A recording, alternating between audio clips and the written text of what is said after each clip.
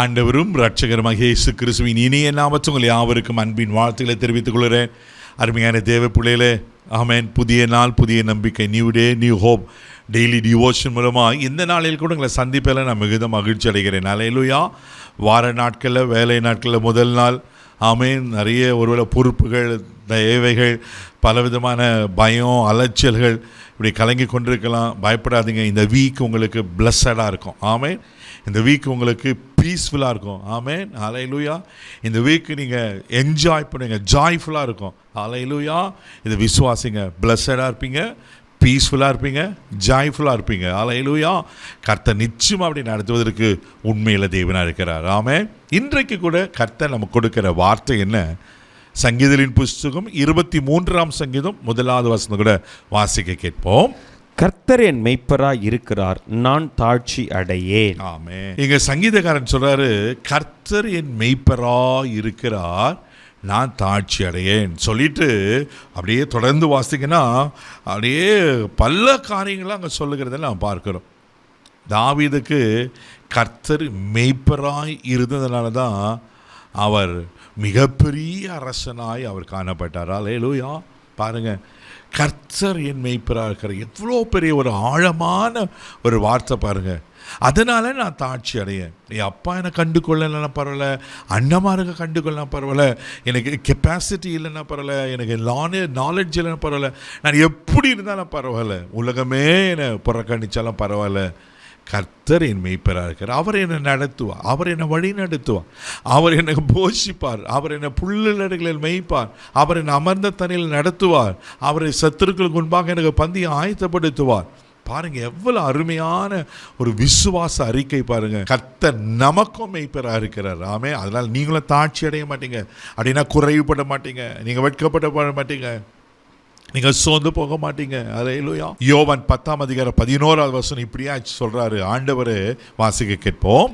நானே நல்ல மெய்ப்பன், நல்ல மெய்ப்பன் ஆடுகளுக்காக தன் ஜீவனை கொடுக்கிறான். ஆமென். நானே நல்ல மெய்ப்பன். இயேசு சொல்றார், நானே நல்ல மெய்ப்பன். நல்ல மெய்ப்பன் ஆடுகளுக்காக தன் ஜீவனை கொடு. ஜீவனோட பெருசு உலகத்தில் எதுங்க இருக்கு? வேற எதுவும் இல்லையே. அப்ப ஜீவனையே கொடுக்கறனாக்கா மற்ற எல்லாவற்றையும் அவர் கொடுக்காது இருப்பாரா? அதனால தான் ரோமர் 8:32 ஒரு அழகான வசனம் இருக்கும். அவர் நமக்காக ஜீவனை கொடுத்தனால மற்ற எல்லாவற்றையும் அருளாதிருப்பது எப்படி? சோர்ந்து போகாதீங்க.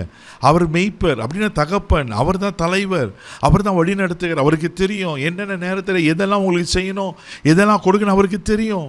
சோர்ந்து போகாதீங்க. தேவப்பிள்ளை, ஏசாயால ஒரு அற்புதமான வசனம் இருக்கும். 30ஆம் அதிகாரம் 11ஆம் வசனம் வாசிக்க கேட்போம்.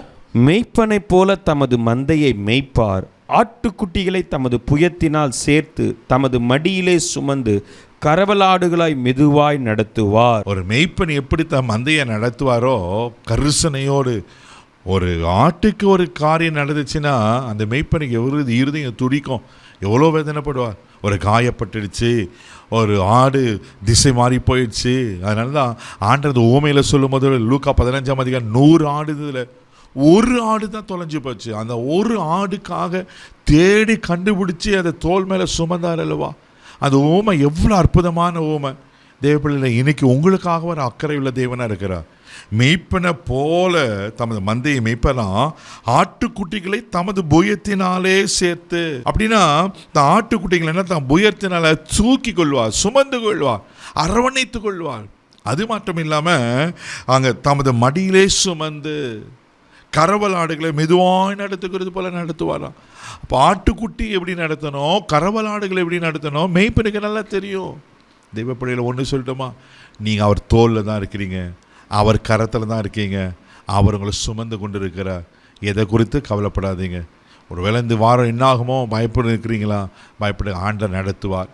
அவர் மெய்ப்பன் உங்களை புல்லுள்ள இடங்களை மேய்த்து அமர்ந்த தண்ணியில் நடத்துவார். நான் சொன்னது போல் இந்த வாரம் உங்களுக்கு பீஸ்ஃபுல்லாக, ஆமீன், ஜாய்ஃபுல்லாக, ஆமீன், தெய்வப்பிள்ளையில் அழகாக கர்த்தர் உங்களை ஆசீர்வாதமாக நடத்துவார்.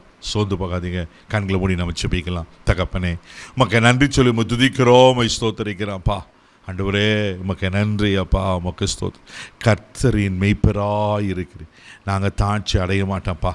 நீங்கள் எங்கள் மெய்ப்பராக இருக்கிறோம், ஒரு குறைவு எங்களுக்கு வராதப்பா. ஆண்டவரே, யார் யார் எப்படிப்பட்ட குறைவுகளை தாழ்ச்சி அடைந்து இருக்காங்களோ இன்னைக்கு அவங்கள புல்லுள்ளடைகளை மேய்த்து அமர்ந்த தண்ணீரில் நீங்கள் நடத்தும்படியாக நான் ஜெபம் பண்ணுறேன்ப்பா. ஆமென் ஆண்டவரே. அப்பா உமக்கு ஸ்தோத்திரிக்கிறோம். நீரை ஆண்டவரே அதினதின் காலத்தில் நேர்த்தியாய் செய்கிற கர்த்தர். பா இந்த நாள் முழுதும் நீங்கள் கரம் பிடித்து நல்ல மெய்ப்பன் ஆடுகளுக்காக ஜீவனை கொடுக்குறான்னு சொன்னது போல் இவங்களுக்கு வேண்டிய தேவைகள் எல்லாவற்றையும் சந்தித்து இந்த நாளில் சமாதானத்தோடு ஆண்டவரே மகிழ்ச்சியோடு ஆசீர்வாதத்தோடு ஆண்டவர் பலத்தோடு காணப்பட உதவிச்சோம். கிருபை கொப்பக்கூட இந்த நாள் முழுதும் கரம் பிடித்து நடத்தும் பாதுகாத்துக்கணும். இயேசுவின் மூலம் ஜெபம் பிதாவே ஆமென். அவர்களுக்கு மெய்ப்பராக இருக்கிற தைரியமாக போங்க. God bless you.